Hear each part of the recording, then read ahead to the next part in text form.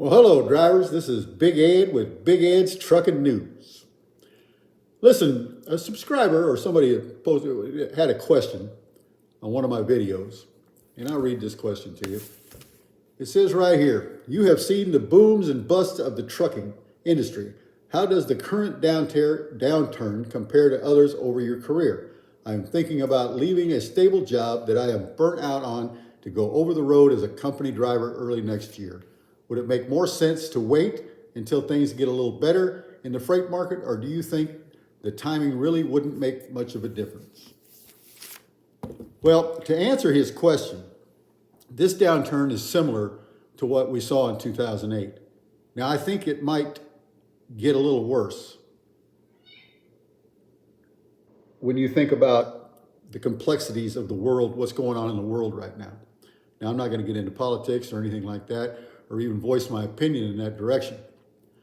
I do hope, however, this particular gentleman, if he's got a good paying job, I might wait a year, see what's going to happen in the next, in the next election, see what's going to happen as far as DOT rules, et cetera, et cetera.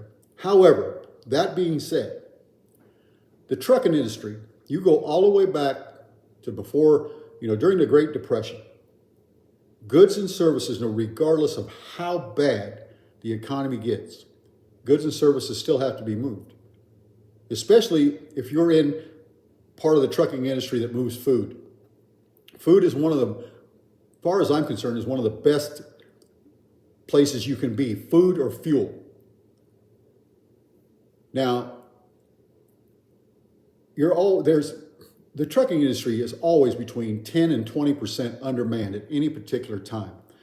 Right now, it might get a little bit less because of less demand. I think a lot of companies are tightening up their belts. They're trying to cut through the fat and trying to get as lean as they possibly can. But drivers, good drivers, that have a clean MVR are always going to be in high demand. I don't care how bad the economy gets, unless we literally find ourselves in a global war. And even then, the trucking industry has still got to move stuff, whether it's moving armament, it doesn't matter. The fact is, during wartime, I remember World War II, my grandfather would talk about how they literally, there was almost no rules or regulations. You just move stuff, just like during COVID when, hours of service was kind of thrown out the window. Not completely thrown out the window, but you know what I'm saying. There are certain commodities and things that move to where, DOT, that kind of like, the rules kind of get bent, let's just say, especially in a time of crisis. Just like right now, down in Los Angeles, Interstate 10, big fire. They got Interstate 10 closed right now from like I-5. I mean, there's a stretch right there where it caught on fire and just didn't destroy the highway. Not as bad as what happened down here in Atlanta a few years ago on I-85, where I believe part of the bridge fell down. But what I'm trying to say is right now, a lot of times when they have to build highways or do stuff like this, they sit there and they have all these, person will come in and they make bids and they go through all. No, when it's an emergency, state of emergency, they eliminate all the political BS. Put the person that's best can get the job done the fastest. Because right now, Interstate 10 down there, with that particular part of the highway, I can't imagine, and drivers be looking for this, I can't imagine what it's going to be like downtown LA, moving freight through that area. It's got to be a disaster. But not to get off topic, what this person asked me, if he's got a good job, I don't know if this individual already has a CDL, or is he going to have to go through training? There's a lot of companies like CR England, different companies that will train you, but they don't pay you squat the first year, and you've got to pay that training back. If you leave, I think you have to sign a contract where you're going to be there for at least a year, maybe 2 years, to pay off that debt. I believe the debt's like $5,000. So right now, in this particular environment, unless you're a young man, no family, I don't know that I would switch jobs if this job is paying you well. Let's take a look at the political environment and the world environment over the next 12 to 14 months. And if it was me, that's probably what I would do before I decided to change industries, if that is in fact what this person wants to do. So my advice is that hunker down where you're at for right now. Let's see what happens. But at the same time, if you have no real obligations, talk about family obligations, large debt, that is, if this job is paying you enough to take care of you, you might want to sit right where you're at for the time being. And let's see what happens over the next 12 months. Let's see what happens in the next political climate. Anyway, let's move on. He's got right now, they're saying that 10 miles per gallon is achievable over the next few years in a commercial vehicle. Man, I remember when I first started driving, man, 3 to 4 gallons.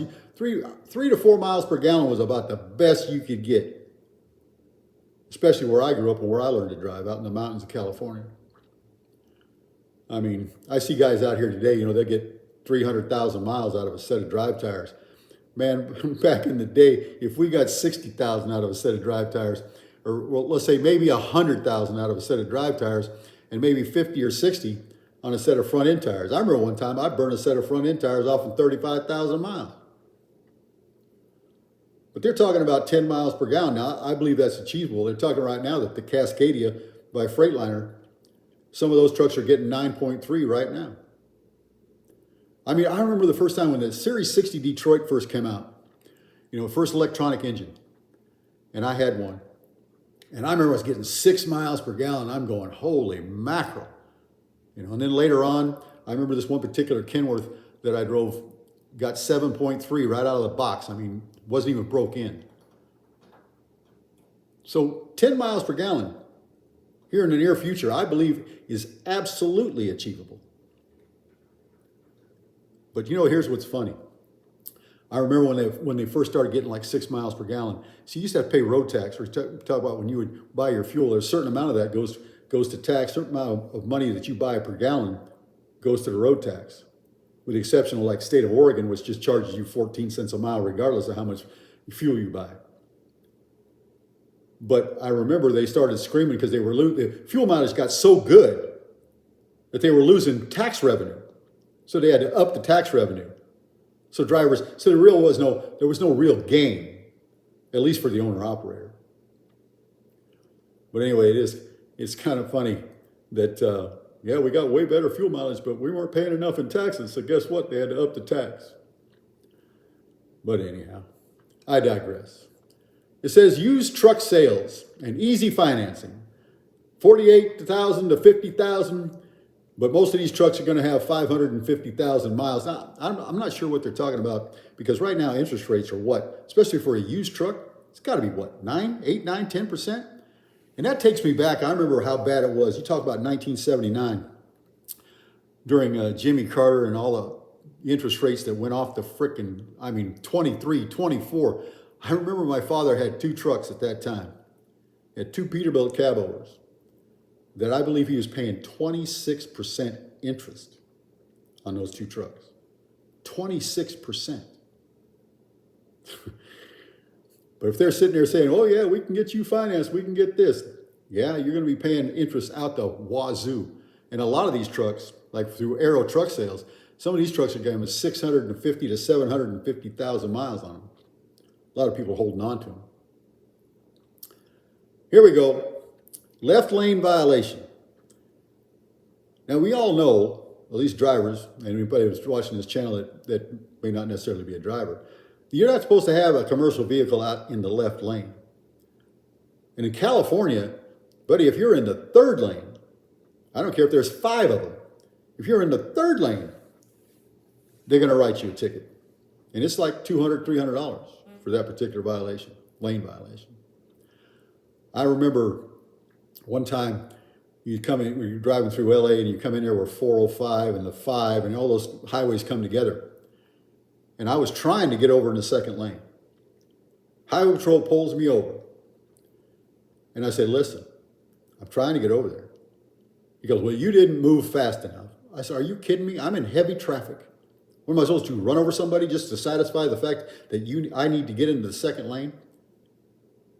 Anyway, I actually fought that one in court. And the judge, what's really funny about that is I paid half the fine that they started out with. And it never did come up on my DMV. That's just like in California. One time at a time, we're talking about years ago. And I hope you don't mind some of these stories, because basically I want to tell you things that I've seen that I've been affected by. But I remember one time I got pulled over. When you come off the top of the Grapevine, it used to be from when you crested the top and you came down by that rest area, it was 35 miles an hour from there all the way down to the bottom. And I remember getting pulled over one time. I was listening to some radio show on the radio that was pissing me off or whatever. And I remember the highway patrol pulled me over, and he wrote me 2 tickets. He wrote me a ticket for doing 45 in a 35, and he wrote me a logbook ticket. And it really upset me due to the fact that, the logbook ticket was basically I had stopped at Castaic and I fueled and I didn't log it. So he wrote me a logbook ticket. $1,160. Now this was back, I can't even tell you what year that was. 88, 89, somewhere in there. So I get down, the court I got to go to is down outside of Bakersfield. So I go down there and I pull into the parking lot, drop my trailer, pull into the parking lot with the tractor. Went over there and this guy's walking out the building and he sees me walking up and he says, "You looking for me?" And I said, "I don't know." He said, "Well, I'm the judge, then I'm looking for you." He looked at that, he walked back inside with me. He said, "You can either pay the speed violation, which I think was like $90, or you can pay the logbook ticket, $1,160. I said, "Well, that's kind of a no-brainer." Paid the fine in cash. What was funny about that again is that never came up on my DMV either. But to get back to this article, it says here that Michigan is going to start really hammering on drivers out in the third lane or out in the left lane. Hell, I've heard rumors that California is going to make it to where trucks aren't going to be allowed anything but the first lane. Now, I think that's BS. I don't think they'll do it. But drivers, you really, in a lot of ways, you really don't need to be all the way out there. I mean, I'll see trucks. I know you get frustrated, you get upset. You come up behind a couple of trucks trying to pass each other doing 2 miles an hour difference. And you're not supposed to pass somebody unless you can go 5 miles an hour faster than they are, especially going up a hill. But I sit there and I watch these, and they get frustrated and they jump out in that third lane. Guys, at some point they're going to start, even in the state of Georgia, they're going to start writing you for these things. And you've got to protect your license. That is your livelihood. You get enough points on your license, guess what? You're gone. I've known drivers at places where I've worked that great drivers, I mean great people, hard workers. Company couldn't keep them because they had too many points on their license. There's nothing that's as important enough to risk your livelihood and your driver's license. Here we go. Speed limits and automatic brake systems. A bill in Congress is basically been tabled because of the fact that what they want to do is that they want to take away these some of these automatic braking systems that have been going on, and the speed limits. They want to adjust these speed limits to a certain point. And there's a bill in Congress that the only reason why that they didn't address this problem in the trucking industry is because they couldn't get enough funding for Amtrak.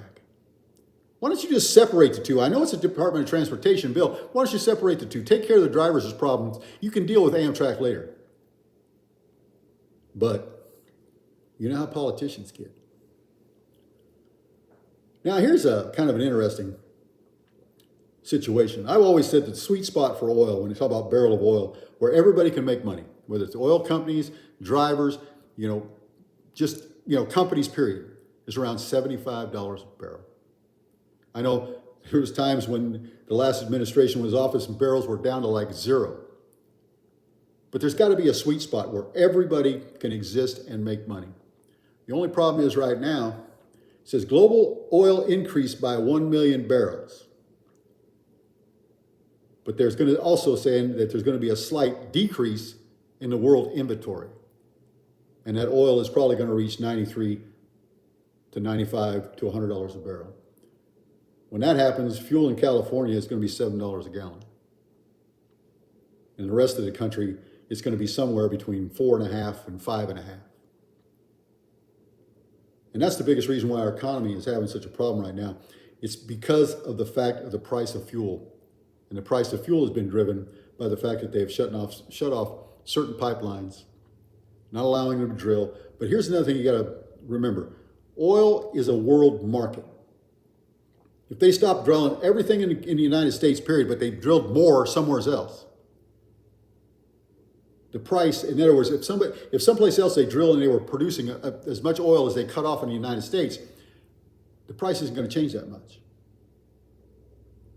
except for the transportation costs of moving the oil into the refineries like Houston. But anyway, I just happened to see that article. And if it does get to 93 to 95 to $100 a barrel, it's going to put a pretty good pinch. Now here's a story I saw, kind of like nothing to do with, well, it's kind of to do with trucking because the truck driver actually did. A truck driver actually found a little puppy dog on the side of the road with its legs zip tied. Little tiny dog. Somebody abandoned that thing on the side of the road. What's wrong with our society, man? That's about as cold and as cruel as it gets. Big accident today, this morning, I-70 at exit 310 in Ohio. Now here's something I want to address because of the fact that this truck driver ran back into, just smacked into the back of a commercial bus. And more than 10 people, from what I understand, have been hurt, injured, or died. They burst into flames and the interstate is closed. Drivers, in my opinion, this was a cell phone issue. Distracted driving. Put the cell phones down. One last thing I want to talk about today. We talk about winter driving. In the safety department, when I worked at Kennesaw, a great company, by the way. If you're looking for a good team job at a good wage, Kennesaw Transportation. I'll leave their details. Whether you want to talk to Kelly Jones in recruiting, I'll leave a number in the description box. Kelly Jones. Tell her Big Ed sent you. Winter driving. One of the things I saw so many times when I worked in safety is drivers out there running across, and we're talking in sub-zero temperatures, -10, -15. And they'll run those trucks all the way down to a quarter of a tank. What happens if there's a mass accident and you're sitting there and you may have to sit there for who knows how many hours? How many times have you been on any particular interstate and have it shut down and traffic not move? I've been in Nebraska and Wyoming where that traffic didn't move for 2 frickin' days. And the lucky drivers found hotels to get into. I remember one time around Cheyenne, frickin' 2 days before the highways were open because of the snow. If you got a quarter tank of fuel, son, you ain't gonna make 2 days idling. And the possibility of you freezing to death goes up. At no time in the wintertime should you let your truck go more than slightly below a half a tank, period. That's your reefer tank, your tractor. Keep those things topped up. Every time, if you're running team, every time you swap drivers, try to do it at a truck stop and top those fuel tanks off. It could save your life. Anyway, drivers, I hope some of this stuff was informative, and sometimes I try to make it slightly entertaining. But I want to thank you for watching my channel. I want you to like and subscribe. I'm going to try to bring you good content at least every other day, maybe even every day. But I'll go through the news of the day when it has to do with trucking industry, and I will try to pass it along. One other small thing that I want to bring up. I saw an article, or actually saw somebody on YouTube today talking about hazmat. And if you're a felon not being able to get a hazmat endorsement. And for the most part, that is very true. The fact is, this person says that he was a felon in less than 2 years ago and that he got his endorsement from hazmat. Now, I don't know if he was lucky or whatever felon that he happened to have committed fell below the bar that gets you disqualified. A couple of things that when you're running hazmat, if you commit a felony using a commercial vehicle, you'll never get your hazmat. And there's other, I'm not going to go through the whole list. And different states are different. But a federal DOT, from what I understand, if you've committed a felony, you're not going to get your hazmat. So I'm not sure how this person ended up getting his endorsement. If it just fell underneath the, kind of like fell off the radar. It does happen. So people out there, keep your license clean. Keep your personal life clean. The trucking industry is a great place to work. You can make a lot of money for people that don't have a college degree. You can make a good living. You've given me everything that I own. Anyway, thanks for watching. I hope you enjoyed Big Ed's Big Trucking News. Please like and please subscribe. And I'll talk to you in the next one.